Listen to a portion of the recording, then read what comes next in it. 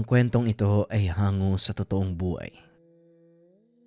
Mula ito sa isa nating kabayan na itago na lang natin sa pangalang Arman.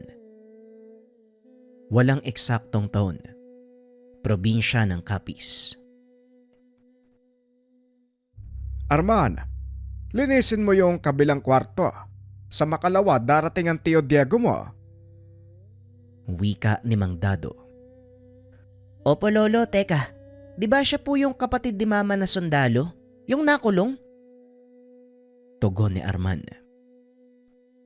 Oo apo, siya nga yun. Huwag nang maraming tanong.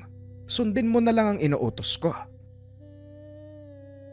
Nakatira si Arman sa kanyang lolo Dado dahil malapit lang sa bayan ang kanilang tahanan. Nang mga panong ito, nag-aaral ng sekundarya ang binata. Mula sa angkan ng mga sundalo at pulis si Arman, ang kanyang ama, kasalukuyang naglilingkod bilang pulis sa bayan, samantalang ang nanay naman nagtatrabaho bilang nurse sa kampo ng mga sundalo. Retiradong pulis si Mang Dado.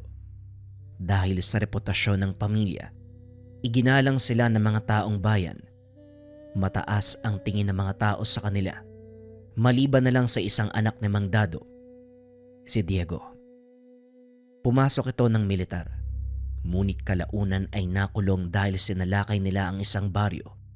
Pinagpapapatay ang mga tao na walang kalaban-laban. Ito ang kumalat na balita, pero walang nakakaalam ng totoong pangyayari, maliban na lamang kay Mang Dado. Atras tayo ng 2 taon. Nang mga sandaling ito ay nagpapahinga si Mang Dado habang nakaupo sa beranda. Nakita nitong may papasok sa kanilang bakuran. Marahang naglalakad ang tao at panay ang lingon sa likod. Sa pag-aakalang magnanakaw, dali-daling tumayo ang matanda. Kinuha ang rifle na nakatago sa likod ng pintuan. Binuksan ni Mang Dado ang ilaw sa beranda. Tinutukan ng baril ang lalaki. Nagtaas ito ng kamay at lumuhod. Marahang ibinaba ang dalang gamit. Tinanggal ang sombrero. Diego! Anak nang, alam mo bang kamunti ka na kitang barilin? Hindi ba nadestino ka? Anong ginagawa mo dito? Sa loob ko na ipapaliwanag, tay. Papasukin niyo ako. May sugat ako sa tagiliran. Nanlaki mga mata ng matanda. Nang masipat ang tumutulong dugo sa tagiliran ng binata, inalalaya ni Mang Dado ang anak papasok ng bahay. Ano bang nangyari sa'yo? Bakit ka ba umuwi dito? Saan mo nakuha ang sugat na yan? Napainkwentro po kami ng tropa ko, tay. Nakatanggap kami ng impormasyon tungkol sa isang baryo. Ayon sa ulat, pugad daw ng mga rebelde. Pero mas malala pala sa rebelde yung nadatna namin eh. Mas malala sa rebelde. Anong ibig mong sabihin? Ewan ko kung maniniwala ka, tay. Pero yung baryong sinalakay namin, kanlungan ng mga aswang. Naubos ang lahat ng kasamahan ko eh, maliban sa aming 2 ni Abner. Sa katunayan, siya ang nagligtas sa akin. Dinala niya ako sa pagamutan. Mga aswang? Paano mo nasabi, Diego? Hindi sila tinatabla ng bala. Saksing buhay ako, tay. Ilang beses kong binaril ang isang babae sa ulo. Pero paulit-ulit siyang bumabangon. Paano kayo nakaligtas? Dahil kay Abner. May tangang mutya ang taong yun. Siya ang unang lumaban sa mga aswang. Sugatan din siya eh. Pero nagawa naming makaalis sa lugar. Hindi ko alam kung ano nangyari. Dahil bago siya madala sa ospital, nawala na ako ng malay. Nung una, ayoko pang maniwala sa kanya. Pero nung nakita ko kung paanong lapain ng isa sa mga taga-baryong kasama namin, doon na ako lubusang naniwala eh. Anong baryo ba ang tinutukoy mo? Saan banda? Gawing kanluran. Mga 1,200 yarda mula sa mismong kabisera ng bayan. Mabaging langit. Anong pumasok sa isip ng opisyal nyo? Bakit binigyan niya ng permiso ang pag-atake? Yun nga ang mali namin, tay. Dahil nang matanggap namin yung impormasyon, nasa patrolya kami ng tropa eh. Hindi na namin pinagbigay alam sa kampo ang ulat. Basta kaming sumugod eh. Dahil dito malamang, huli na ko tay. Eh bakit ikaw? Sino ba ang nagbigay ng utos? Ako ang platoon leader tay ng mga oras na yun. Kaya ako nagbaba ng utos sa mga kasama. Dinampot ni Mang Dado ang walis. Pinalo sa ulo ang binata. Kung hindi ka ba naman sandamukal ng gunggong, bakit hindi ka nakipag-ugnayan sa kampo? Sira ang tuktok mong bata ka. Halayusin mo yung sarili mo. Isusuko kita ngayon din. Kaya iyan ka talaga, Diego. Si tatay naman sa dami ng ipapalo sa akin, walis pa talaga eh. Oo na po, ito na. Nga pala, iniwan ni Abner sa akin tong kwintas niya. Hindi ko alam kung ano to eh. Kwintas. Teka. Kahoy na Mutya. Mutya ang isang to ah. Nakakita na ako ng kagaya nito eh. Hindi ako maaaring magkamali. Mutya ng tugas ng narang binigay sa'yo ng kasama mo. Pero wag mong ibay ng usapan. Kailangan panagutan mo ang ginawa mong mali. Dinala ng matanda ang anak sa impila ng militar para isuko. Wala namang naging reklamo si Diego. Alam niyang mali din ang ginawang paglusob dahil hindi sinabi sa mga nakakataas. 3 taong pagkakakulong ang naging sentensya ng binata. Binigyan ito ng pagkakataong makabalik sa militar sa oras na mabuno ang sentensya.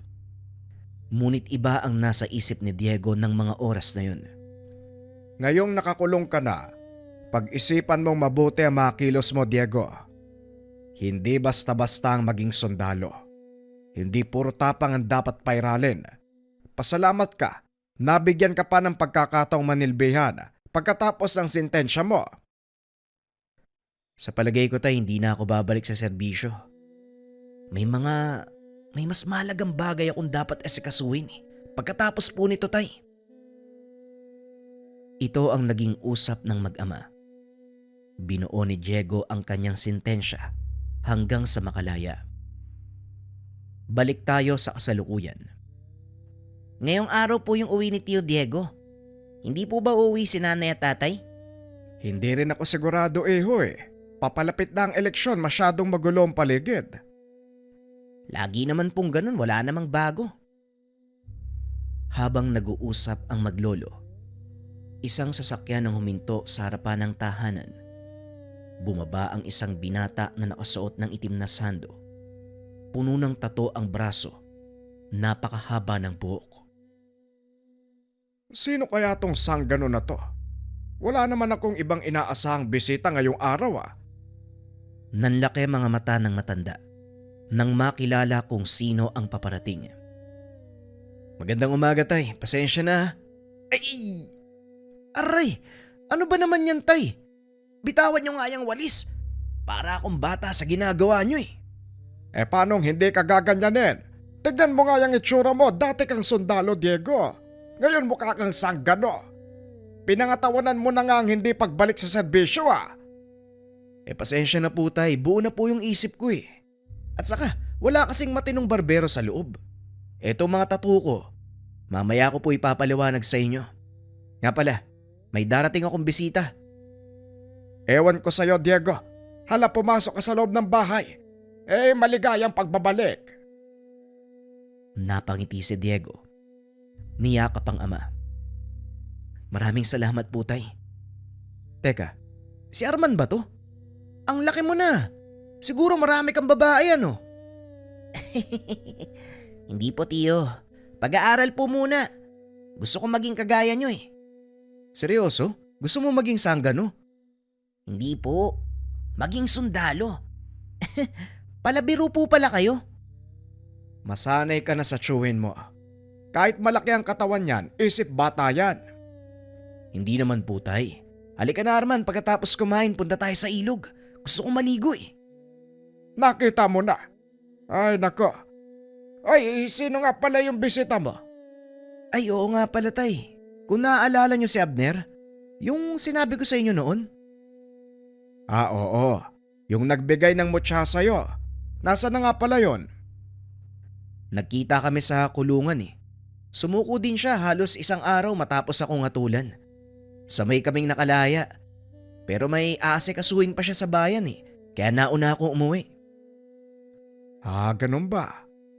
Arman, pasensya na po ha. Pakilinis uli ng isa pang kwarto. Hindi mo naman kasi sinabi na may bisita ka eh. Wala pong problema, Lolo. Ako nang bahala doon. Sige na, Arman. Mamaya pagkatapos mo ha, punta tayo sa ilog. Sige po, Tio Diego. Mabilis na umalis si Arman. Nang wala na doon ang binata, pinagpatuloy ng dalawa ang pag-uusap. Ano nang balak mo, Diego? Hindi ka na babalik sa militar. Anong gagawin mo? Balak naming balikan yung baryo, Tay. Malakas ang kutob ko. Buhay pa yung mga taga roon eh. Sira ulo ka talagang bata ka. Kamuntikan ka nang mamatay nung unang beses kayong sumugod. Ngayon uulitin mo na naman.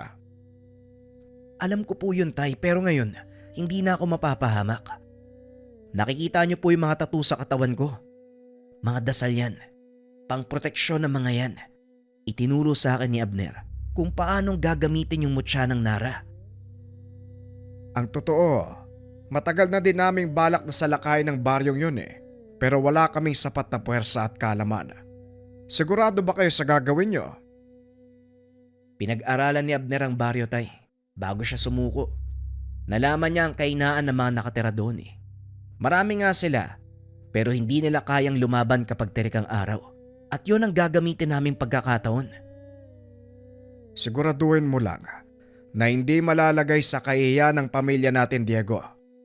Alam mo kung paanong iningatan ng mga kapatid mo ang kanilang apelyido. Huwag kang mag-alala, Tay. Hindi malalaman ng publiko ang gagawin namin ni Abner. Pag-uusap ng dalawa. Lingid sa kalaman ng mga ito. Naririnig ni Arman ang kanilang pag-uusap. Nagkunwari ito na walang alam. Maya-maya ay may humintong sasakyan. Dali-daling pinagbuksan ni Arman ang kanilang panauhin. Nandito na pala si Abner, Tay. Buddy, tuloy ka. Nga pala tatay ko, dating kolonel. Napatingin si Mang Dado. Malahiganting lalaki ang nakatayo sa kanyang harapan. Matipuno ang katawan. May mga pilat sa muka. Narinig ko na po ang tungkol sa inyo. Ako nga pala si Abner. Tumuloy kayo. Pagpasensyahan mo na ha. Puro pandak ang nakatira sa bahay eh. Ingatan mo na lang ang Hindi na ituloy ng binata ang sasabihin. Biglang kumalabog ang kisame. Ay, naku, pasensya na po kayo. Hindi ko nakita ang ilaw. Hayaan nyo, ayusin ko na lang po mamaya. Hindi na. Huwag mo nang isipin yan, maupo ka. Sandali lang, kukuha ko ng kape. Maya-maya ay bumalik si Mang Dado. Inabot kay Abner ang isang tasa ng kape. Maraming salamat po. Nga pala, may ibang tao bang nakakaalam ng pag-uwi mo ngayon? Wala, buddy. Si tatay lang sa kayo mga kapatid ko. Mabuti naman. Hindi rin tayo magtatagal dito, buddy ah. Mga ilang araw lang. Sapat na siguro yun para makapaganda tayo. Naunawaan ko, buddy. Pasensya na tayo ha. Pero hindi kami magtatagal dito eh. Bakit ba kailangan yung gawin ang bagay na ito? Pwede nyo naman silang hayaan na lang. Hindi po, Manong. Salot ang mga aswang na yun. Marami na silang pinatay at hindi na po namin hahayaan na madagdagan pa mga biktima nila. Ipinaliwanag din ito ang dahilan kung bakit nila sinugod ang baryo nang hindi nagbibigay alam sa mga nakakataas. Ayon sa binata, humingi ng tulong sa kanila ang kapitan ng mismong baryo dahil unti-unting inuubos ng mga aswang ang alaga nilang hayop. Natakot ito na baka dumating sa punto na wala na silang makain. Mga tao naman ang kanilang pagdiskitahan. Kaya kami kumilos nang hindi nagsasabi. Kaso lang malaking pagkakamali ang ginawa ko. Marami sa mga kasama namin ang napahamak. At ito ang dahilan kung bakit namin sasalakayin ng baryo. Magagawa lang namin ni Abner ang bagay na yun kapag wala na kami sa militar. Delikado ang pakay nyo. Kung sakaling magtagumpay ang plano at mapatay nyo silang lahat, anong iisipin ng mga tao? Wala kang dapat alalahanin, Manong, dahil sekreto ang gagawin naming pagkilos. Hindi ko alam kung maniniwala ako. Pero kung yan ang sa tingin nyong tama, gawin nyo. Mag-iingat lang kayo. Matapos ang pag-uusap, tinupad ni Diego ang pangako sa pamangkin. Sinamahan niya ito sa ilog at naligo. Nang mga sandaling iyon ay kasama nila si Abner. Nagulat ang mga tao dahil noon lang nakita ang kaibigan ni Diego. Malahigante. Idagdag mo pa ang matipunong pangangatawan. Kahit sinong makasalubong ay siguradong matatakot. Payapa ang lugar niyo, Diego. Mas gugustuhin kong tumira sa ganitong lugar. Ito mismo ang dahilan kung bakit pinili kong sumama sa iyo, Abner. Ayokong umabot sa punto na manganib ang bayang ito dahil sa pakana ng mga aswang. Tama ang naging desisyon mo, Diego. Magtiwala ka lang sa gamit na binigay ko sa'yo, pati na rin sa mga dasal na nakaukit sa katawan mo. Pag-uusap ng dalawa. Matapos ang ilang araw ng pagpapahinga, nagpaalam na ang mga ito. Hindi na ako pipigil. Hindi na ituloy ng binata ang sasabihin. Biglang dumating ang kapatid ni Diego. Tatay, Diego! Mabuti naman naabutan ko kayo. Hindi kayo maniniwala sa sasabihin ko. Alam mo palang hindi kami maniniwala wag mo nang sabihin. Si tatay talaga puro biro Seryoso ako. Rumisponde ako sa isang patayan sa kabilang baryo. Isang pamilya ang walang awang pinagpapapatay. Anong hindi ka paniwala doon? Wakwak ho yung sikmura ng mga biktima Yung mga bata, halos wala nang lamang loob. May mga kagat sa ligang ilan sa kanila. Usap-usapan ng mga tao sa paligid, aswang daw po yung may gawa. Pulis ka, Mando. Naniniwala ka sa mga haka-haka. Paniwalaan mo ang resulta ng investigasyon. Alam ko po yun, Tay. Pero may mga bakas na nakita sa paligid Mga yabag ng paa mula sa malaking aso. Di nasagot na ang tanong mo. Pwedeng malaking aso ang lumapa sa mga yon. Tayong bakas. Kasing laki ng kamao ng tao. Nanlaki ang mga mata ni Mang Dado. Dali-daling pinunta nila Diego ang pinangyarihan ng krimen. Nakumpirma ni Abner na hindi pangkaraniwang hayop o tao ang may gawa nun. Walang duda, Diego. Aswang ang may gawa nito. Nandito na sila sa bayan nyo. Hindi malabong mangyari to, Abner. Ilang taon tayong nawala. Marahil nakabawi na sila ng lakas. O hindi kaya naman, sinundan nila tayo dito. Mukhang hindi na natin kailangan bumalik sa baryong yun, buddy. Halika, bumalik na tayo sa tahanan. Pag-uusap ng magkaibigan. Pagdating sa tahanan, naglagay ng mga pangontra si Abner sa bawat sulok. Nag-iwan din ito ng lana para malaman nila kung may paparating na aswang. Para saan ang lanang yan, Abner? Kukulo ang lana sa oras na may lumapit na aswang. Huwag kayong mag-alala. Balot ng proteksyon ng paligid ng tahanan. Hindi sila makakapasok. Tapos na ako sa paghahanda, Diego. Halika na. Saan kayo pupunta? Kami ang tutugi sa kanila, Tay. Hindi ko nahahayaan na madagdagan pa ang biktima nila sa bayang ito. Umalis ang magkaibigan. Inikot ang buong bayan. Ngunit wala silang nakitang aswang ng gabing iyon. Hindi sumuko ang dalawa. Inabot na ng madaling araw. Hindi pa rin nila nakita ang aswang. Masyadong mailap ang mga lintik. Isa lang ang ibig sabihin nito. Alam nilang tutugisin natin sila. Tama nga ang hinala ko. Tayo ang pakay ng mga aswang, Diego. Paano mo ba nasabi, buddy? Kung hindi tayo ang pakay nila, walang habas na pananalakay ang gagawin ng mga yon. Ang nangyaring patayan ay simpleng pagpaparamdam lang ng kanilang lakas. Kung talagang tayo ang pakay ng mga yon, bakit hindi sila magpakita? Mautak ang mga aswang, Diego. Kung saan ka hindi handa, doon sila sasalakay.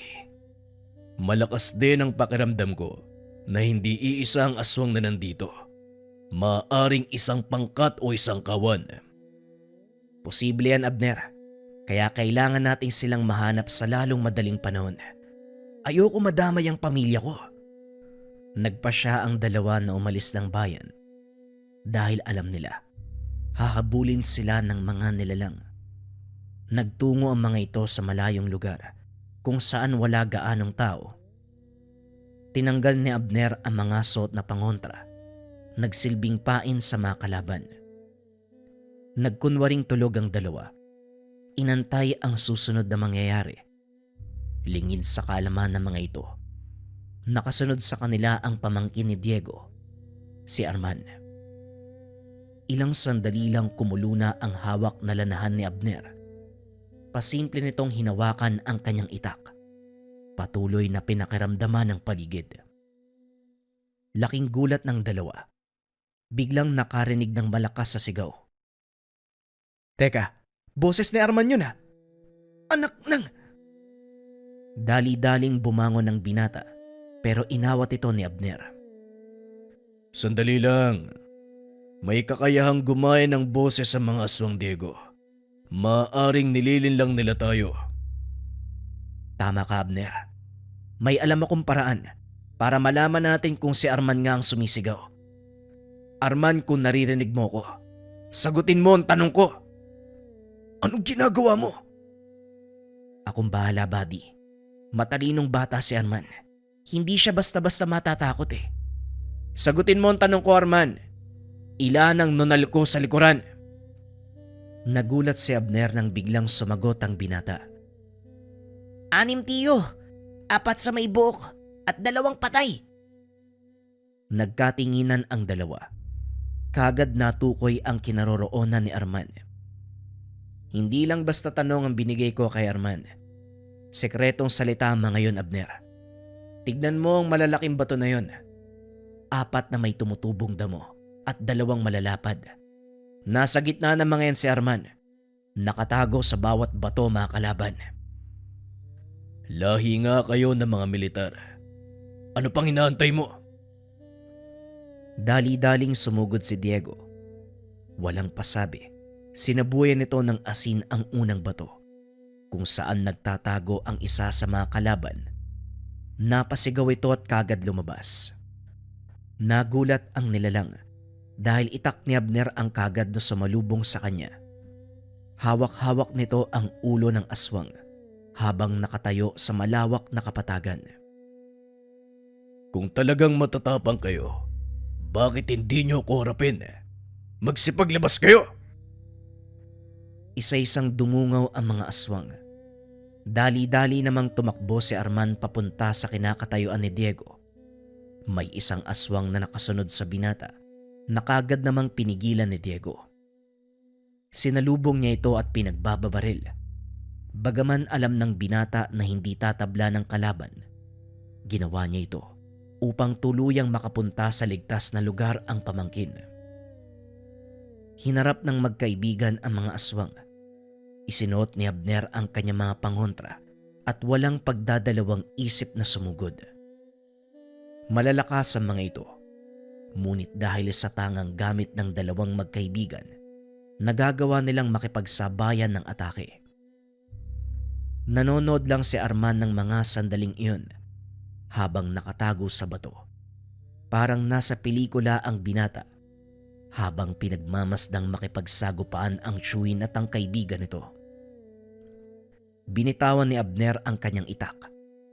Gamit ang purong lakas, hinawakan nito sa ulo ang isa sa mga aswang. Inihampas sa bato. Nadurog ang bungo ng nilalang sa sobrang lakas ng pagkakahampas ng Ginoo. Malahalimaw ang lakas na ipinapakita ni Abner. Hindi naman nagpatalo si Diego. Gamit ang mutya ng Nara, Walang pagdadalawang isip nitong sinalubong ang mga kalmot at kagat ng mga aswang. Nagtaka ang mga nilalang dahil hindi tumatalab sa binata ang kanilang matatalas na kuko. 6 bakal ang katawan ng binata. 6 laban sa 2 ang naging laban. Maliban sa 4 na unang nagpakita, may 2 pang nakatago sa kakahuyan. Ngunit hindi naging hadlang ang kakulangan sa bilang para talunin ng magkaibigan ang mga aswang. Hindi na rin nila binigyan ng pagkakataong makatakas ang mga nilalang. Dinampot ni Abner ang kanyang itak. Dinasalan nito. Pinugutan ng ulo ang mga kalaban. Kumuha ng langis si Diego. Ibinuhos sa katawan ng mga aswang sabay sindi. Nagliyab ang paligid hanggang sa tuluyang matupok ang mga patay na katawan ng kalaban. Siniguro ng 2. Walang matitirang palatandaan na naganap ang labanan. Matapos ang nakakapagod na sagupan, nagpahinga sandali ang 2. Lumapit naman si Arman dahil sa ginawa nitong pagsunod. Isang malutong na kutos ang binigay ng tiyuhin. Aray ko naman, tiyo. Ang sakit nun ah. Bagay lang yan sa matigas ang ulong kagaya mo. Pero mahusay ang ginawa mo ha. Pinaira lang presensya ng pag-iisip. Hindi mo hinayaang pangibabawan ka ng takot. Si Lolo Dado ang nagturo sa akin nun eh. Ang sabi niya sa oras ng panganib, manatiling kalmado dahil wala kang magagawang tama kapag nagpadala ka sa pagkataranta. Tama ka. Pero bakit ka sumunod sa amin? Matagal ko na po kasing naririnig kay Lolo Dado ang tungkol sa inyo. Matapang daw po kayo. Walang kinakatakutan. Aba syempre, gusto kong makita ng personal. Mali pa rin ang ginawa mo. Delikado, Arman. Sa susunod magpaalam ka. Teka sandali, akala ko ba pinangangaralan mo ang pamangkin mo? Ang dating sa akin parang kinukonsente mo ba? Matigas ang ulo ng batang to, Abner. Kahit anong gawin mong pagpigil, hindi uubra. Halika na, umuwi na tayo. Laking pasasalamat ni Mang Dado dahil nakabalik ng ligtas ang magkaibigan. Kasama si Arman, kaso nga lang nakatikim ito ng pangaral sa matanda. Bagaman nagawa nilang pigilan ang mga aswang, alam ni Abner na hindi pa tapos ang laban. Hindi dito natatapos ang lahat, Diego. Kaya hindi ako titigil sa pagtugi sa kanila. Asahan mo ang tulong ko, buddy. Nandito lang ako. Alam mo kung saan ako hahanapin. Pag-uusap ng 2 bago tuluyang umalis si Abner. Hindi na muling bumalik sa serbisyo si Diego. Sa halip na masukan ito bilang bodyguard ng alkalde sa kanilang bayan. Sa paglipas ng taon, wala nang paramdam mula sa mga aswang. Hindi na rin bumalik si Abner. Si Arman ay pumasok sa PMA at kalaunan ay naging sundalo. Paano ba yan, Tio Diego? Mas mataas na ang ranggo ko sa'yo. Ay! Aray! Biglang kinutusan ni Diego ang pamangkin, kaya hindi na nito naituloy ang pagyayabang. Bagay lang sa'yo yan. Hindi porket tenyente ka na, aastaan mo ko ng ganyan. Pero binabati kita, Arman ha. Tandaan mo lang ang lahat ng itinuro ko sa'yo. Pairalin ng utak sa lahat ng bagay.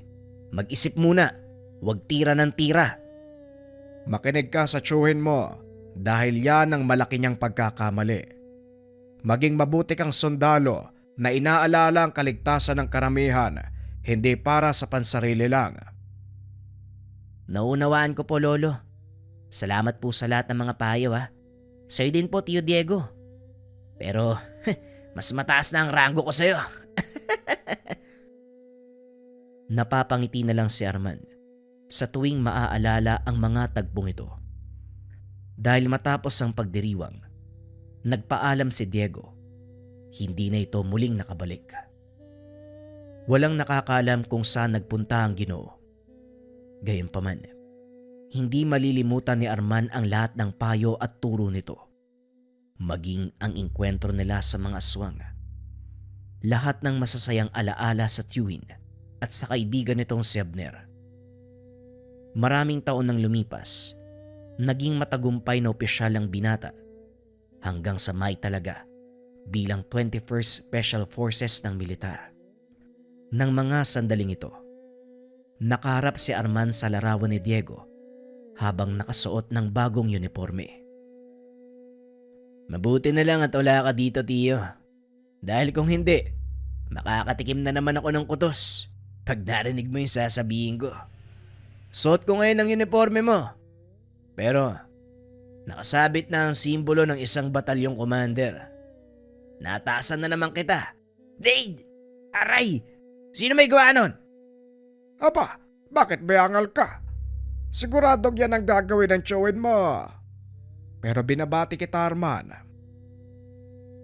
Tumulo ang luha ng binata. Naalala nito ang lahat ng hirap, pasakit na pinagdaanan para lang makuha ang posisyon. Kalakip sa mga luwang iyon, panghihinayang, dahil wala sa tabi ang kanyang taong inidolo. Gayunpaman, nanatili sa puso ng binata ang lahat ng alaala nang minsan niyang makasama ang tsuwing si Diego, ang taong nakipaglaban sa mga aswang, gamit ang isang tangan na mutya ng nara. Ang susunod na kwento, mga kabayan, ay mula sa dati nating istorya. Kung sakaling napakinggan na, pwedeng skip ang kwento. Ito ay tungkol sa kinakatakutan ng mga rebelde. Para ito sa mga kabayan natin na gustong magmarathon. Simulan na ang kwento. Ang kwentong ito ay hango sa totoong buhay. Mula ito sa kakilala ng pinsan ni JR na itago na lang natin sa pangalang Ereneo. Taong 1975. La Castellana, Negros Occidental. Kasagsagan ng pananalakay ng mga rebelde. Nababalot ng takot ang kapaligiran. Parot parito ang mga militar. Maya-maya ay nagkakaroon ng inkwentro, lalong-lalo na sa kabundukan. Nasa edad 15 si Erneo ng mga sandaling ito. Nasaksihan ng binata ang karasang dulot ng digmaan kontra sa mga rebelde. Mariing sinuyod ng mga sundalo ang kabundukan ng La Castellana upang mahuli ang mga taong lumalaban sa gobyerno. At dito nakilala ni Ereneo ang isang tao na merong kakaibang kakayahan. Kakahupa pa lang ng operasyon ng mga sundalo. Sunod-sunod na sasakyan ang dumaan sa kalsada. Karga ang mga sugatan at bangkay ng kapwa sundalo, pati na rin ng rebeldeng nakipagbakbakan sa kabundukan. Nako, eto na naman ang mga sasakyan. Mukhang marami ang napatay ng berdugo ah. Berdugo, tay? Sino yung tinutukoy mo?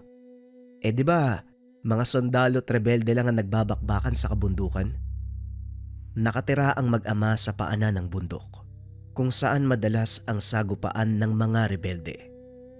Medyo malayo naman ito, kaya hindi rin sila nangangamba na baka masalabat ng bala mula sa magkabilang panig. At isa pa, napapaligiran ng makapal na tubuhan ang kanilang tahanan, kaya hindi na ito gaanong napapansin ng mga militar at rebelde. Maliban na lang kung titignan ito mula sa itaas, o hindi kaya naman pagkatapos matabas ng mga tubo. Mamaya makikita mo siya. Kadalasan, bumababa ng bundok ang taong sinasabi ko para bumili ng tuba. Dito siya dumadaan para makaiwas sa maraming tao. Hindi naman ito gaanong binigyan ng pansin ni Ereneo. Sa halip nagpaalam ito sa ama na kukunin ang kanilang alagang kalabaw. Habang naglalakad pababa ng sapa, napansin ng binata ang mga kalalakihang naglalakad. Lahat sila ay merong dalang baril. Dali-daling nagtago sa pilapil ang binata dahil alam niyang mga rebelde ang mga ito. Pinagmamasdan ni Erneo ang gagawin nila, na tila ba may kung anong hinahanap. Inantay niyang makalampas ang mga kalalakihan Pagkatapos nun, dali-dali itong nagpunta sa pinagtatalian ng kanilang kalabaw. Mabilis na inila ng binata ang kalabaw upang makauwi bago pa bumalik ang mga rebelde. Ngunit habang papanik ito ng burol, nakita nito ang isang lalaking nakadapa sa damuhan. Nilingon ni Araneo ang dinadaanan para masigurong walang nakakakita sa kanya. Matapos nun, dali-dali niyang inalalayan ang lalaki. Isinakay sa likod ng kalabaw, dinala sa kanilang tahanan upang tulungan. Nagulat si Mang Tobias nang makita ang lalaki. Hindi ito makilala dahil sa dami ng dugong kumalat sa kanyang muka. Sino ang taong yan, Araneo? Baka mamaya rebelde yan ha. Nako, mayayari tayo sa mga militar. Sa palagay ko po tay, mukhang hindi naman eh. Wala namang palatandaan na rebelde. At isa pa, wala rin siyang armas oh. Siguro tay, nadamay lang sa engkwentro yung taong to eh. At dahil malayo sa bayan, pinili nitong ipatawag ang albularyo sa kanilang baryo. Ang pangalan nito ay Tatang Serino. Habang inaantay ang pagdating nito, nilinis ni Mang Tobias ang katawan ng lalaki. Maya-maya pa, dumating na si Araneo kasama ang manggagamot. Direkta itong pumasok sa loob ng bahay. Nakita ang walang malay na pasyente. Tadtad ng sugat ang katawan nito, na tila mula sa matatalas na patalim. Bagay na ipinagtataka din ni Mang Tobias. Kung nasa labat sa engkwentro ang taong yan, bakit naman wala siyang tama ng baril? Tama ka. Ang mga sugat na ito ay gawa ng patalim. Napakatalas ng sandatang iyon dahil napakalinis ng sugat. Sa oras na magsara ang mga ito, wala kang makikitang pilat. Kung ganun ho, sinong may gawa niyan sa kanya? Mabuti pa, kumuha ka ng ilang pang-ilaw nang makita ko mabuti ang gagawin. Kailangan tahiin ang mga sugat na ito. Kumuha ka ng ilang hibla ng buhok mula sa buntot ng kalabaw. Mabilis na kumuha si Araneo ng mga kandila. Kasama nito ang hibla ng buhok mula sa buntot ng kalabaw. Pagbalik sa silid, sinimulan ni Tatang Serino ang panggagamot. Tinahin nito ang mga sugat hanggang sa tuluyang maampat ang pagdurugo. Habang nililinis ang balat ng pasyente, biglang napatingin ang manggagamot kay Mang Tobias. Tobias, mukhang hindi pangkaraniwang tao ang napulot ng anak mo. Ano? Anong ibig mong sabihin, Tatang Serino? Ang taong ito, walang iba kung hindi si Ramon, ang kilalang berdugo ng mga rebelde. Mabaging langit, ano ang naisip mo, Araneo? Bakit mo siya tinulugan? Hindi ko naman po alam eh. Ang alam ko lang, kailangan ko siyang tulungan. At saka, hindi naman siguro tayo sasaktan ng taong yan eh. Hindi mo kilala ang taong ito. Mahigit 100 sundalo ang pinatay niya. Yan ang usap-usapan sa kabisera at kasalukuyan siyang pinaghahanap ng mga sundalo. Bago ko makita yung taong yan, napansin ko yung grupo ng mga rebelde sa sapa na parang meron silang hinahanap eh. Mabuti na lang hindi nila ako napansin. Kung hinahanap siya ng mga sundalo, malamang ganun din ang kanyang mga kasama. Tama ka, Araneo. Kaya delikado kung may makakaalam ng kinaroroonan ng taong ito. Tatang Serino, pwede bang wag mo na lang sabihin sa ibang tungkol dito? Abay syempre naman, ako ang gumamot ng mga sugat niya at sa oras na malaman ng mga sundalo na tinulungan ko ang taong ito, paniguradong pati ako mapapahamak. Sasabihin ko na lang sa asawa ko na nanghilot ako ng binti ng kalabaw. Matapos gamutin ng pasyente, nagpaalam na itong aalis. Kaso nga lang napakalakas ng ulan, kaya hindi rin ito nakatuloy. Hanggang sa inabot na ng gabi ang manggagamot sa tahanan nila Araneo. Dahil nabalot ng kuryosidad, kinuha nito ang pagkakataon para tanungin si Tatang Serino tungkol kay Ramon. Ay nako, sa dinabi-dami ng pagkakataon. O sige, ipapaliwanag ko. Alam mo iho, matagal ko nang kilala ang taong yan. Ang totoo mag-aaral ko siya eh. Pero pakiusap, huwag mo ring sabihin sa ibang tungkol dito. Lahat ng malalaman mo at sekreto ko at ni Ramon, hindi dapat makarating sa iba. Nagsimula itong magkwento. Ayon sa kanya, mabuting tao si Ramon nung nagsisimula pa lang itong magsanay sa ilalim ng kanyang pagtuturo. Maraming natulungan si Ramon gamit ang natutunang kakayahan. Hindi lang sa panggagamot, kundi maging sa pang-araw-araw na buhay. Kinakatakutan si Ramon dahil sa angkin nitong lakas at kakaibang kakayahan na hindi tinatabla ng bala. Maging ang mga rebelde, pati na rin ang militar, umiiwas sa tuwing makikita nilang naglalakad si Ramon sa daan. Walang sino man ang nagtatangka na gumawa ng masama sa kanilang lugar. Dahil sa oras na malaman ito ni Ramon, hindi ito magdadalawang isip na parusahan ang taong iyon. Depende sa bigat ng kasalanan. Kung minsan ay pinuputulan niya ng kamay o hindi kaya naman ng buong braso, lalo na kung ang taong iyon ay nahuling nagnakaw. At kapag nakapatay naman, kamatayan din ang pinapataw niyang parusa. Hindi magawang pigilan ng mga otoridad si Ramon dahil maging sila, walang kalaban-laban sa taglay nitong kakayahan. Ilang beses nang tinambangan ng mga militar, ngunit walang nagagawa ang mga ito. Bagaman sugatan, hindi nila nagawang mahuli dahil sa taglay nitong bilis. Tatanong ko lang po, Tatang, bakit naman siya pumanig sa mga rebelde? Sa palagay ko, hindi pumanig sa mga rebelde si Ramon. Ang totoo, walang nakakaalam na nandito pa siya sa baryo. Hindi ko alam kung sinong nakalaban niya. Siguradong higit na mas malakas kung ikukumpara sa kanya. Napuruan siya ng husto eh.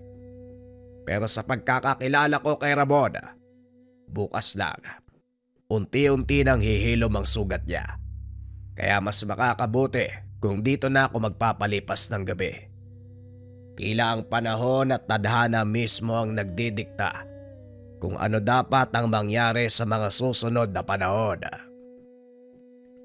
Sige po, maghahanda na lang din po kami ng hapunan. Matapos kumain ay naupo ang mga ito sa sala.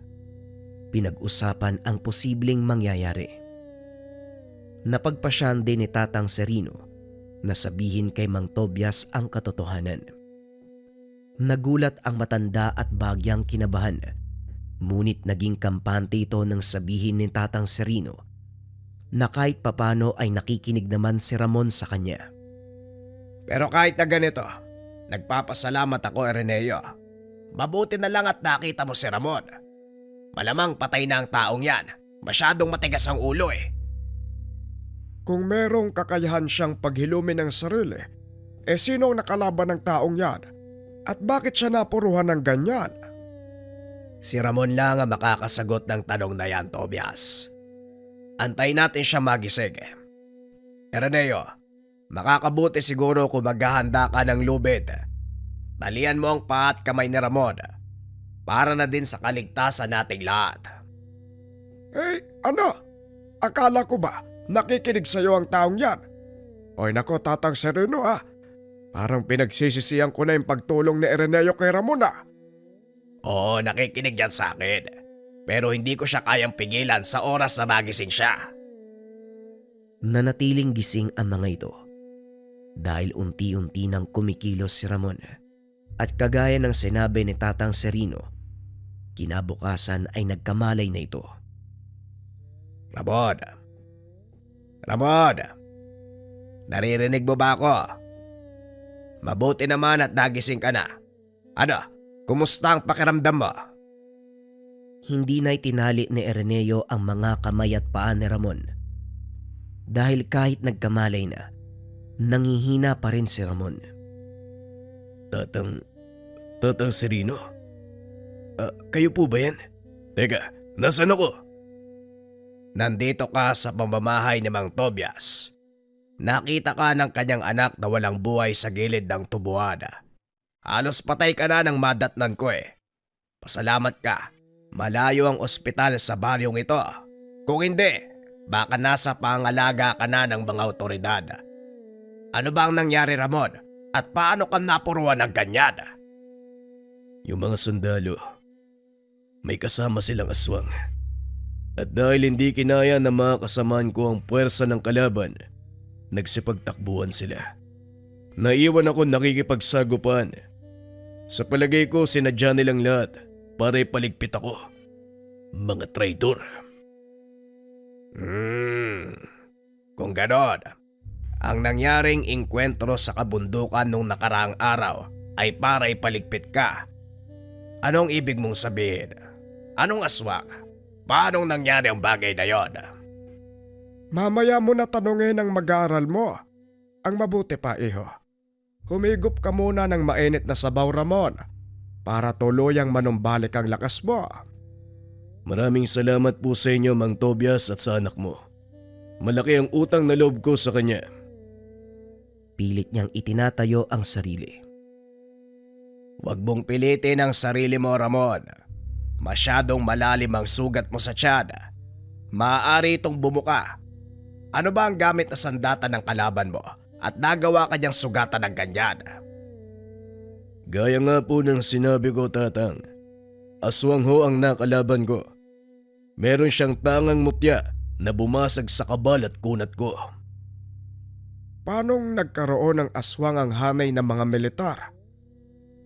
Hindi naman nagsasalita si Araneo. Pinapakiramdaman niya si Ramon. Hindi kasapi ng militar ang aswang na yon. Sa palagay ko, kinontrata siya para ipangtapat sa akin. Kaya maraming salamat sa anak mo dahil nagawa ko pang mabuhay. At sa oras na magkita kami uli, sisiguraduhin ko, pupulutin niya ang bituka niya sa lupa. Nanatili ito sa tahanan nila Araneo sa loob ng mahabang panahon. Bagaman magaling na ang sugat, pinayuhan ito ni Tatang Sereno na manatili muna sa lugar na iyon hanggat hindi pa humuhupa ang tensyon sa kabundukan. Tama ang Tatang Sereno mo, Ramon. Walang sino man ang maghihinalang nandito ka dahil wala namang pumupunta dito. Nga pala, mamaya lang ay uuwi na si Araneo. Inutusan ko kasi siyang lumuwas ng bayan para magbenta ng mga alaga naming manok. Ay pagdating ng anak ko, siya na muna ang makakasama mo dito ha, sa loob ng ilang araw. Kailangan kong puntahan ng aming palayan sa kabilang baryo. Gagapasin na kasi at kailangan merong bantay doon. Pagsapit ng hapon ay dumating na si Araneo. Kinausap ito ng ama tungkol sa pananatili ni Ramon. Ikaw na muna ang bahala sa panauhin natin ha. Tulungan mo siyang linisin ng mga sugat, lalong-lalo na sa likod ha. May hirapan siyang abutin ng mga yon. Sige ho tay, ako na ang bahala. Kinabukasan maagang umalis ang matanda. Habang nagsisibak ng kahoy, nagulat ang binata dahil dinampot ni Ramon ang isa pang palakol at tinulungan nito. Naku Ramon, hindi ka pa pwedeng gumawa ng mabigat na gawain. Sariwa pa yung ilan sa mga sugat mo, mamaya bumukas yan eh. Huwag mo kong alalahanin, bata. Magaling na ang mga sugat ko. At isa pa, nakakaburyong maupo lang sa loob ng bahay. Kaya pala, hindi ba ako nakakapagpasalamat sa pagligtas mo sa akin? Maraming salamat sa iyo ha. Kung hindi dahil sa ginawa mo, malamang pinagpepiesta na ako ng mga bulate. Naku wala ho yun Manong. Masaya ho ako at nanumbalik na ang lakas nyo. Pero maiba ako. Ano na yung susunod mong gagawin? Gaya ng sinabi ni Tatang, mananatili muna ako dito magpapalamig. Pagkatapos hahanapin ko yung aswang na yun. Pupugutan ko yun ng ulo. Medyo nakakatakot ito kapag nagsasalita. Pero nararamdaman ni Araneo, mabuting tao si Ramon. Habang nagsisibak ng kahoy, napansin ng binata ang mga pilat sa katawan ni Ramon. Maliban sa mga bagong sugat, mas lalong nakaagaw ng atensyon ng binata ang mga tattoo ni Ramon sa katawan. Manong, pwede ko bang malaman kung ano yung mga tattoo na yan? Ito ba? Mga dasal yan. Si Tatang Serino naglagay nung nagsasanay pa lang ako. Mga pangproteksyon, pangkabal. Ito ang dahilan kung bakit hindi ako tinatabla ng bala. Ganun mo ba? Kung meron ka niyan, bakit ka nasugatan ng kalaban mo? Aswang ang nakalaban ko. Meron siyang tanga na mutya na bumabasag ng lahat ng depensa. Eh di, delikado pala kung magkakaharap kayo uli. Paano mo siya matatalo, Manong? Kung sakaling magkasagupa uli kayo, eh di ba nababasag niya yung, ang tawag dun? Tangan? Yung mutya? Napangiti si Ramon. Naupo sa tabi ni Araneo. Alam mo, ang dami mong tanong. Pero sige, sasagutin ko na. Napansin mo ba yung mga pilat ko sa katawan? Hindi lang isa, dalawa, o 3 beses na akong kamuntikang mapahamak.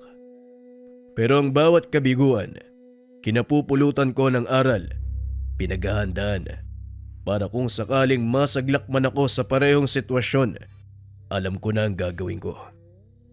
Napagandaan ko na ang susunod naming pag-aarap. Kaya nga nandito ako ngayon dahil inaantay kong matapos si Tatang Serino sa ginagawa niyang kabal. Matanong ko lang ho, mahirap po bang mag-aral ng lihim na karunungan?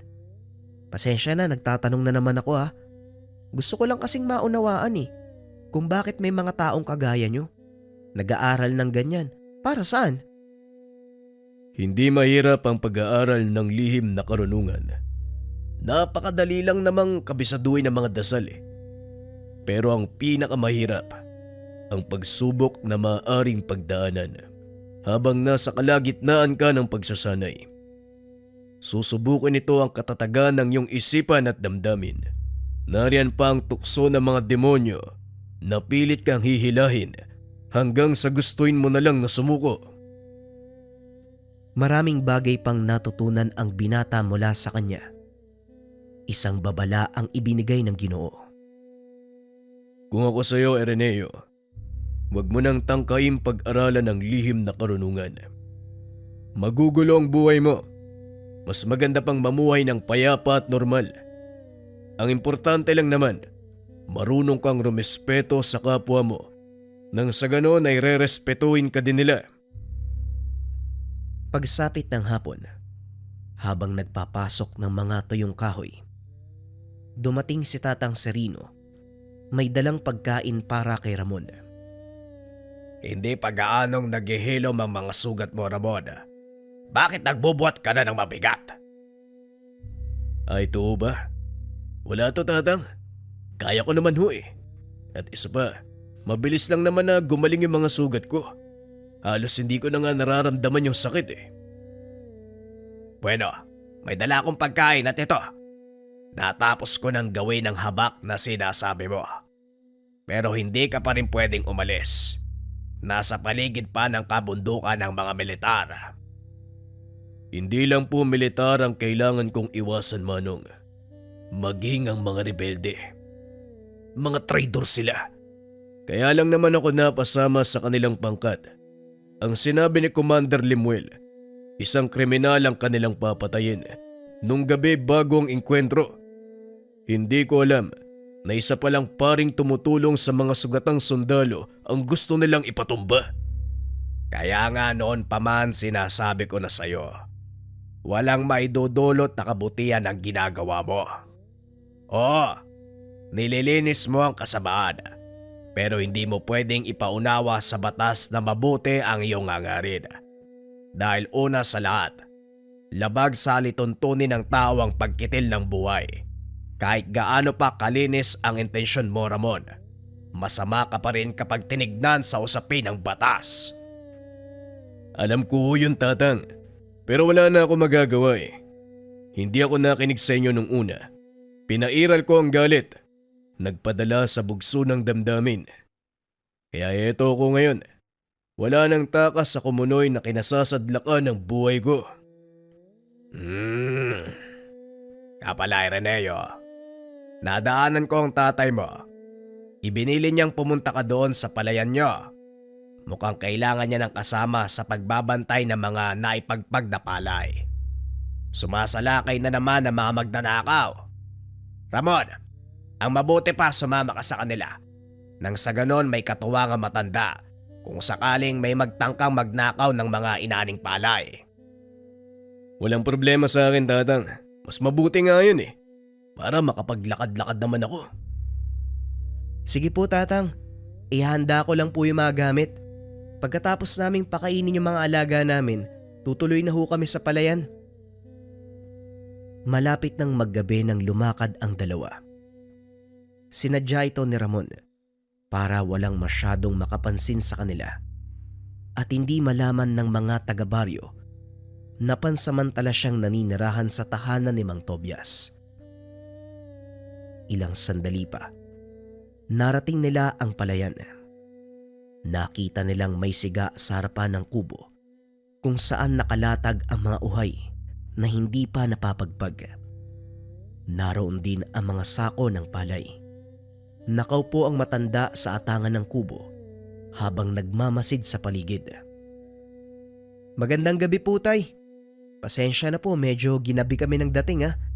Kailangan kasi naming tapusin yung gawaing bahay bago tumuloy. Ayos lang, Ireneo. Mabuti naman at nandito ka rin, Ramon. O kumusta? Ano na ang lagay ng sugat mo? Maayos na po ang pakiramdam ko, Manong. Maraming salamat po sa inyo. Eto, nagdala kami ng makakain. At saka dumaan kami ni Ireneo sa kabesera para bumili ng 1 galon ng tuba. Pampainit ng katawan. Habang masayang nag-uusap ang mga ito, tila nawala sa isip ng mag-ama ang takot sa Ginoo. Sa kabila ng katotohanan, kaharap nila ng mga sandaling iyon ang kinakatakutang berdugo. Nagsalitan ang mga ito sa pagbabantay ng mga palay. Wala namang nangyaring kakaiba ng gabing iyon. Ngunit kinabukasan, habang patuloy sa pagakot ng mga nagapas na palay, napadaan ang mga nagpapatrolyang sundalo. Isa-isang sinisiyasat ang mga naroon. Mabuti na lang napansin ito ni Ireneo, kaya naman kagad binigyan ng babala si Ramon. Manong magtago po kayo. Nandito yung mga sundalo. Ganun ba? O siya, bumalik ka na sa tatay mo. Ako nang bahala. Hindi ka dapat makitang kasama ko. Dali-dali itong umakyat sa puno. Laking gulat ni Ireneo dahil biglang nawala sa kanyang paningin ang Ginoo. Tanggalin niyo ang mga takip sa inyong muka. May hinahanap kaming tao. Napansin ni Ireneo na may kasamang sibilyan sa pangkat nito. May mga medalyong suot at merong nakasugbit na itak sa bewang. Sa isip ng binata, ito marahil ang nakasagupa ni Ramon. Tatay, yan siguro yung sinasabi ni Manong Ramon. Huwag ka nga maingay. Mamaya marinig ka ng mga yan eh. Mapaghinalaan pa tayo. Maya-maya ay napalingon sa kanila ang isa sa mga sundalo. Tinawag ang mag-ama. Kayo dyan! Hindi nyo man narinig ang sinabi namin? Pumunta kayo dito. Tanggalin nyo yung mga takip sa mukha nyo. Dali-dali namang sumunod ang dalawa. Pagkarating doon, nilapitan sila ng sibilyang kasama ng mga sundalo. Tinignan mula ulo hanggang paa si Ireneo. Inamoy ang binata na parang aso. Wala dito ang hinahanap natin.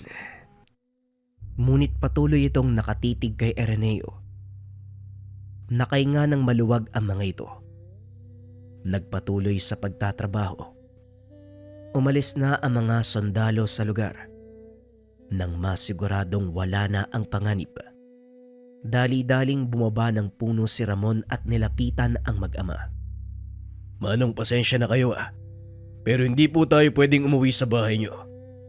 Ang taong kasama ng mga sundalo, siya ang nakasagupa ko. Alam niyang kasama niyo ako at siguradong mamayang gabi, hindi yun magdadalawang isip na sugurin tayo. Ay kung ganon, anong mas makakabuti natin gawin? Ihatid ko muna kayo sa bahay ni Tatang Serino. Ako na po ang bahalang magpaliwanag sa kanya. Sa ngayon, bilisan na natin bago pa sumapit ang dilim.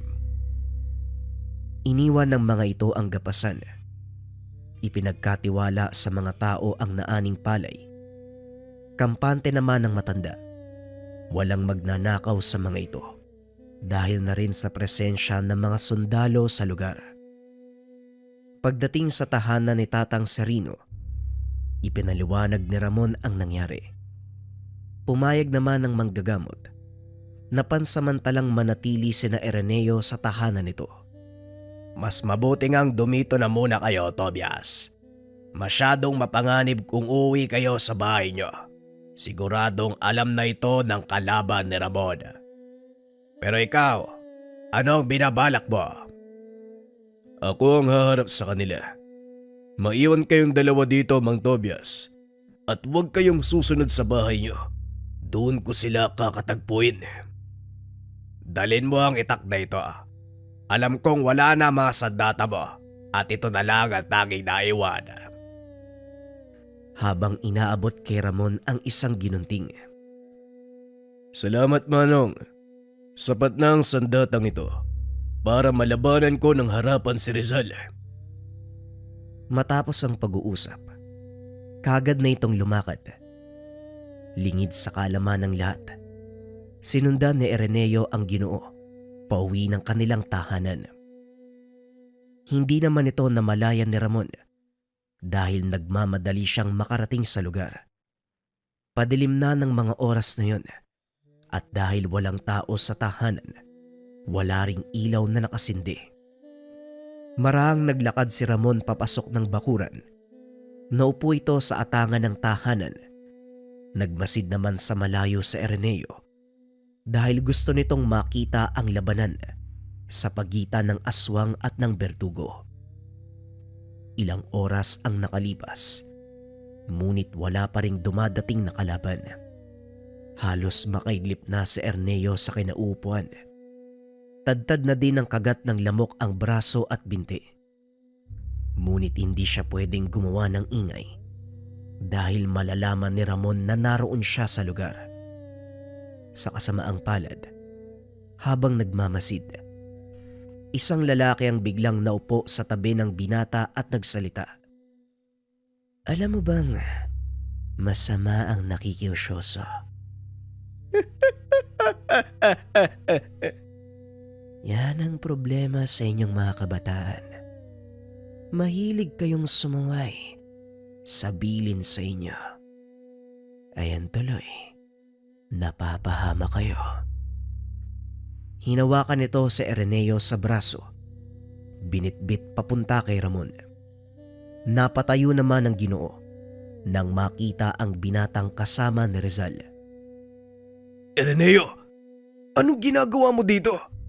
Hindi ba sinabi kong huwag kang susunod? Rizal, bitawan mo si Ireneo. Wala siyang kinalaman dito.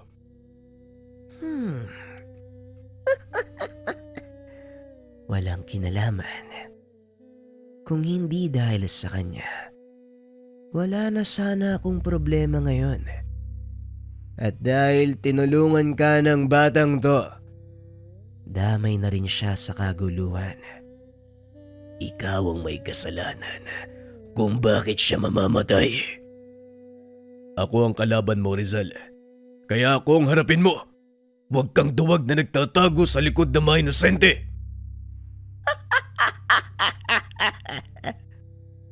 Ako pa ngayon ang duwag. Matapos mong Patayin ang kapatid ko. wala silang kalaban-laban, Ramon. Inihagis ito sa sulok si Araneo. Hinarap niya si Ramon. Binunot ng Ginoo ang kanyang sandata. Naglakad papunta sa kalaban. Walang pagdadalawang isip na sumugod si Rizal. Kitang-kita ni Araneo ang matalas nitong kuko at ang nagliliwanag na mata ng kalaban. Hindi ito makapaniwalang nasa harapan niya ang isang totoong aswang. Patuloy na pinapanood ng binata ang laban. Nasaksihan nito kung paanong kumilos si Ramon. Ayos ah. Sa nakikita ko, mukhang nanumbalik na ang kapangyarihan ng kabal mo. Pero ang tanong, hanggang saan ang itatagal niyan? Hindi na ito kagaya ng nauna. Sapat na ang taglay na bisa ng kabal na ito upang matalo ka.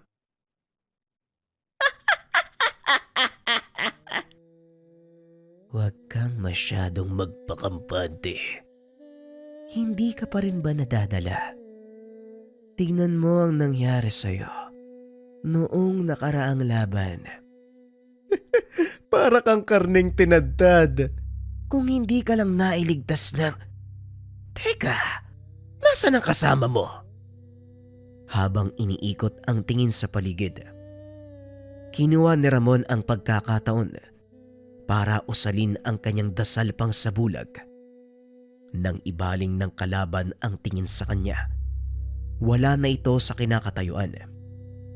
Samantalang si Araneo naman, nagtago sa likod ng malaking puno. Pinagmamasdan nito ang kilos ni Rizal. Napagtanto na wala itong kakayahan na bumasag ng sabulag. Maya-maya pa ay napasigaw ito. Bumulwak ang dugo mula sa likuran. Nilingon nito ang pinagmulan ng atake, kaso nga lang wala siyang nakita. Mukhang hindi mo kayang basagin ang bertud ng hunyango. Alam ko na ang kahinaan niyong mga aswang, Rizal. Sa inabahaba ng panahong nakalaban ko ang mga kalahi mo, pinag-aralan ko ang bawat detalye ng lakas at kahinaan niyo. Kaya saan mong pagkatapos nito, isusunod ko naman ang mga natitira mong kalahi. Hindi pa rin malaman ni Rizal kung saan nanggagaling ang boses, hanggang sa muling sumalakay si Ramon. Sa pagkakataong iyon, isang hiwa sa dibdib naman ang ibinigay ng Ginoo, dahilan para mapalood si Rizal at tuluyang manghina. Walang iya ka. Anong ginawa mo sa katawan ko? Bakit hindi ako makgalaw? Ang ginunting na ito ay itinubog sa dugo ng babaeng usa. Alam kong lason para sa inyo. Unti-unti nitong pahihinain ang pisikal mong lakas hanggang sa tuluyang maparalisa ang lamang loob mo. Dahan-dahang hihinto ang tibok ng puso mo na parang may kung anong pumipiga. Wala ring hangin na papasok sa baga mo. Unti-unti itong mamamatay. Kasabay nun, ang pagsabog ng mga ugat sa utak mo dahil hindi na nakakababa ang dugo mula sa ulo mo. Maya-maya pa, lumabas na ang dugo sa ilong, tenga, pati na rin sa mga mata. Bigla na lang itong natumba. Hinawakan ng Ginoo ang buhok ni Rizal at dahan-dahan itong itinaas. Alam kong buhay ka pa, Rizal. May mga huling habilin ka ba? Sabihin mo na nang may parating ko sa mga kaanak mo sa oras na makaharap ko sila. Walang iya ka. Oo, natalo mo ako ngayon. Pero wag kang magpapakampante. Dahil sa mga oras na ito, alam na ng aking mga kaanak na ikaw ang kakaharapin ko. Sa oras na hindi ako makabalik ng buhay, Alam nila kung ano ang kailangang gawin. wala akong pakialam. Aantayin ko sila at ubusin. Huwag kang mag-alala. Isasabit ko rin ang ulo nila sa tabi mo. Tinagpas nito ang ulo ni Rizal. Inilagay sa mahabang buho ng kawayan. Dinala niya sa gilid ng kalsada at doon itinayo. Nilingon nito si Araneo. Inutusang bumalik sa tahanan ni Tatang Serino. Matapos ay umalis na ito sa lugar. Pagdating sa tahanan ni Tatang Serino, nakita nito si Ramon nakikipag-usap sa dalawang matanda. Napatigil lang ito nang makitang papasok na ang binata. Ano bang pumasok sa utak mo, Araneo? Hindi ba sinabi ko na huwag kang susunod? Anong ginagawa mo sa lugar? Pasensya na po, Manong. Pero kasi gusto ko lang makita kung paano ka makipaglaban eh. Pasensya na po, alam ko mali. Dahil kamunti ka na ako mamatay eh.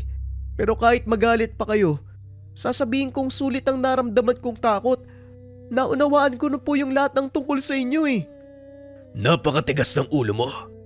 Ay nako, kinabahan ako sa nangyari kanina. Akala ko tutuluyan ka ni Rizal eh. Huwag mo nang uulitin yun. Sa susunod na sasama ka, magsabi ka. Nagulat si Araneo sa sinabi nito. Nako Ramon, wag mong pinapalaki ang ulo ng binatang yan. Pareho kayong mapapahamak. Ano magsabi ka? Alam ni Araneo ang mangyayari at nasa kanya kung uulitin pa rin niya ang bagay na yun o hindi. May sariling pagpapasya ang binatang ito at alam kong kaya niyang panindigan ang anumang gagawin niya. Napailing na lang si Tatang Serino. Hindi naman makapagsalita si Mang Tobias. O Tobias, anong nangyari sa'yo? Parang napako yung dila mo. Ay nako, Tatang Sereno. Ay sino ba namang hindi matutulala? Yung anak ko kamunti ka ng lapay ng aswang. Ay baka patay na yan dapat eh. Hindi naman siguro gagawin ni Rizal ang bagay na yon. Nabibilang siya sa angka ng mga aswang na hindi kumakain ng tao. Kinukuha nila ang lakas mula sa isang bertud na hawak ng kanilang patriarka. At yon ang kailangang paghandaan ni Ramon. Anumang oras, siguradong malalaman nila na wala na ang isa sa mga galamay. Ang tinutukoy nitong lahi ng mga aswang ay ang tinatawag na dulmanan. Bagaman nabibilang sa uri ng pangkaraniwang aswang, hindi maitatanggi ang lakas ng mga ito. Kagaya ng mga pangkaraniwang aswang, sa gabi umeepekto ang kanilang kapangyarihan, kaya kailangan nila ng mga mutya para maprotektahan ang mga sarili. Balik tayo sa kwento. Nang mga oras na yun, kausap ni Ramon si Araneo. Samantalang ang dalawang matanda naman magkarap sa mesa habang umiinom ng tuba.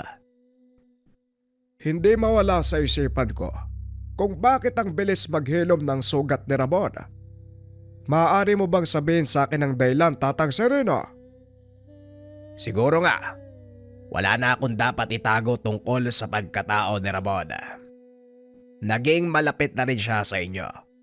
Kaya naman wala na sigurong dahilan para ilihim pa ang bagay na to. Si Ramon ang nakapatay sa kapatid ni Rizal na tagapagmana ng bertud ng kanilang angkan.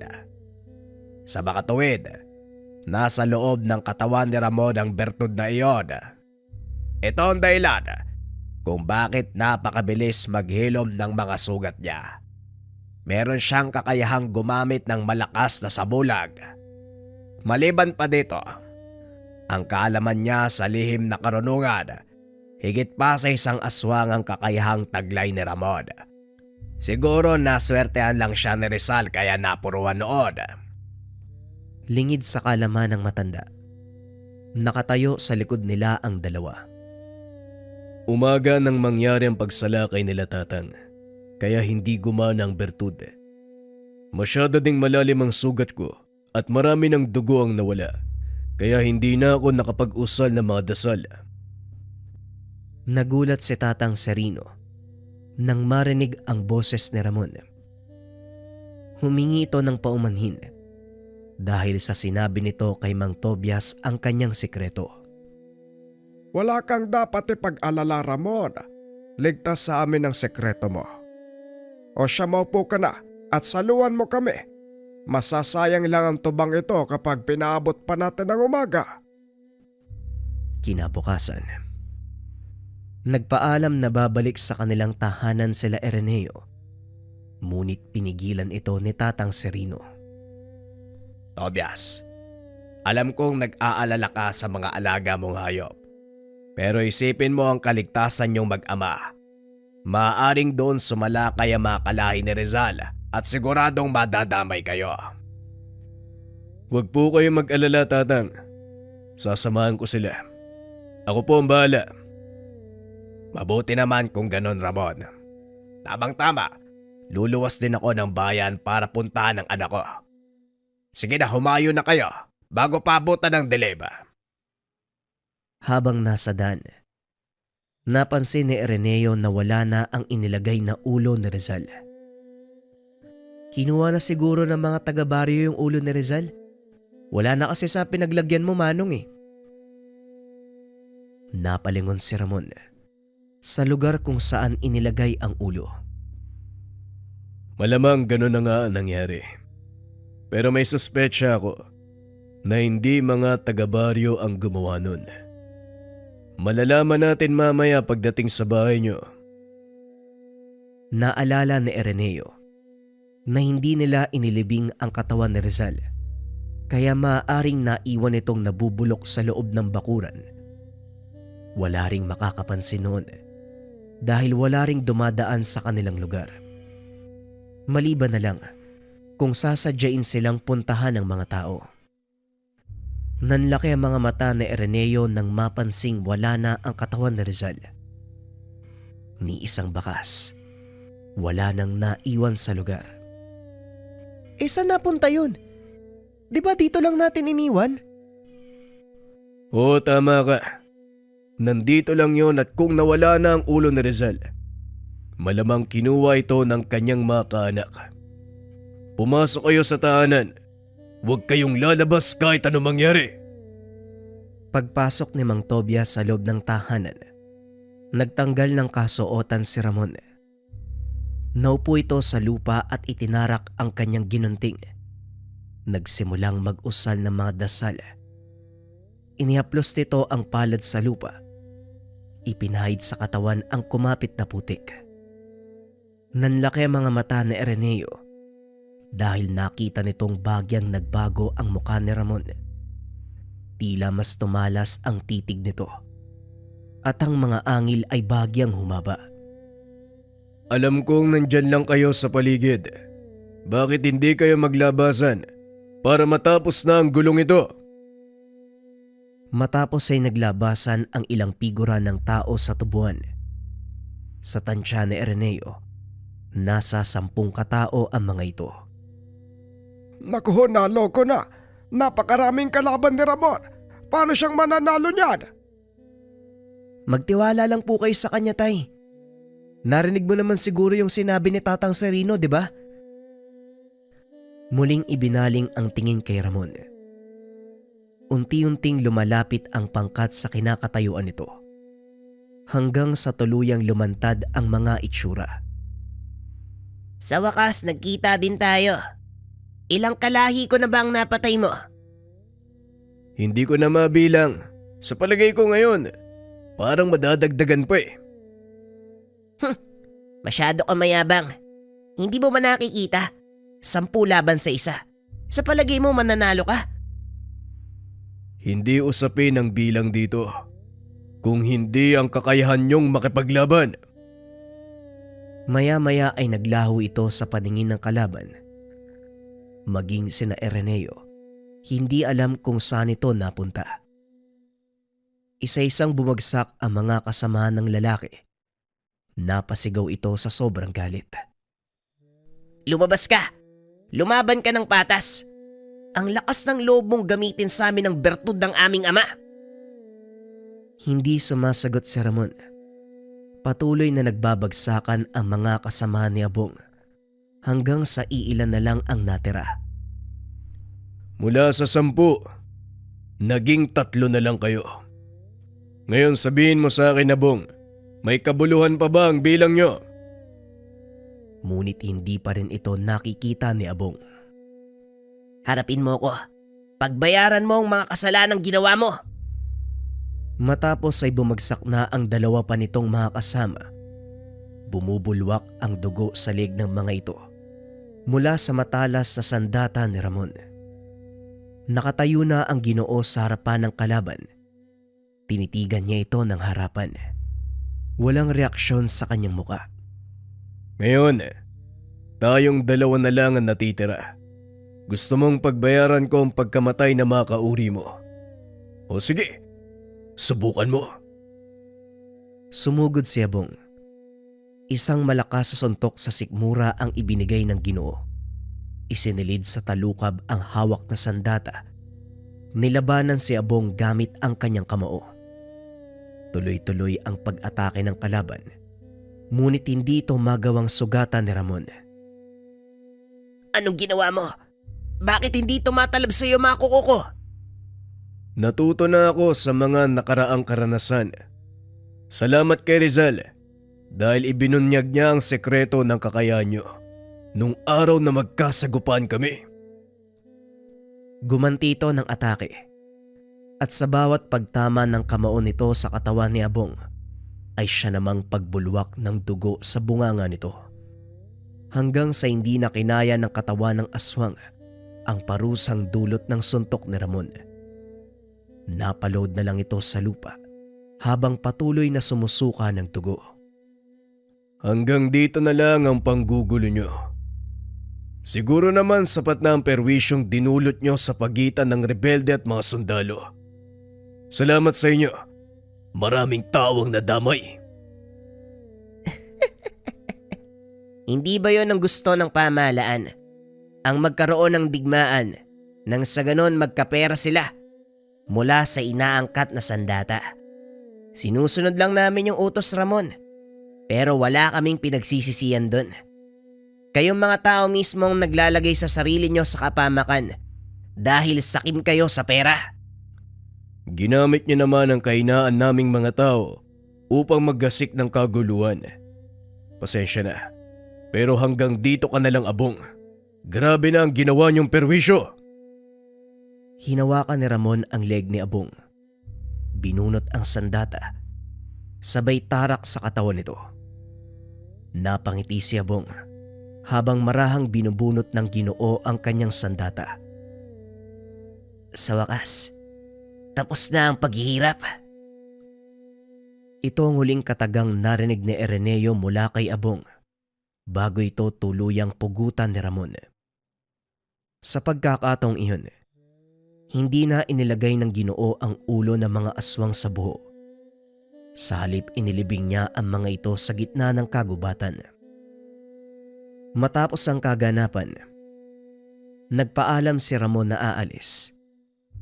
Bagaman labag sa kalooban ni Ireneo, wala na itong magagawa dahil hindi naman ito ang buhay na nakagisnan at nakasanayan ng kaibigan. Huwag kang mag-alala. Patuloy pa rin akong bibisita dito. Basta huwag ka lang magiging sanhi ng kaguluhan. Wala kang magiging problema sa akin, Ireneo. Siguraduhin mo lang nadadalaw ka ha. Kung hindi, araw-araw akong iinom. Tapos magwawala ako sa baryo para magpakita ka. Bahala ka sa buhay mo. Tignan natin kung sinong magiging kahiyahiya. Pero seryoso Manong, wag mo sana kaming kalimutan ha. Nandito lang ang tahanan namin, palaging bukas para sa'yo. Maraming salamat, Ireneo. Malaki ang utang na loob ko sa inyong mag-ama at habang buhay ko itong tatanawin. Matapos ang pag-uusap na yun, hindi na muling nagpakita si Ramon sa baryo. May ilang nakapagsabing napatay ito sa engkwentro. May ilan ding nagsasabi nakita itong pagala-gala sa syudad ng Bacolod. Walang tiyak na impormasyon tungkol sa totoong nangyari kay Ramon. Ngunit para kay Ireneo, mananatiling buhay ang alaala ng kaibigan. lalo na ang mga aral na iniwan nito sa kanya. Sa kasalukuyan, naninirahan na si Ireneo sa Maynila kasama ang kanyang pamilya. Paminsan-minsan, umuwi ito sa La Castellana upang bisitahin ang puntod ni Mang Tobias at Tatang Serino. Sa tuwing nagpupunta siya sa lugar, hindi maiwasan ni Ireneo na maalala ang kaganapan ng mga panahong nakasama niya si Ramon, ang isang tao na kinakatakutan ng mga rebelde, sundalo, maging ng mga aswang.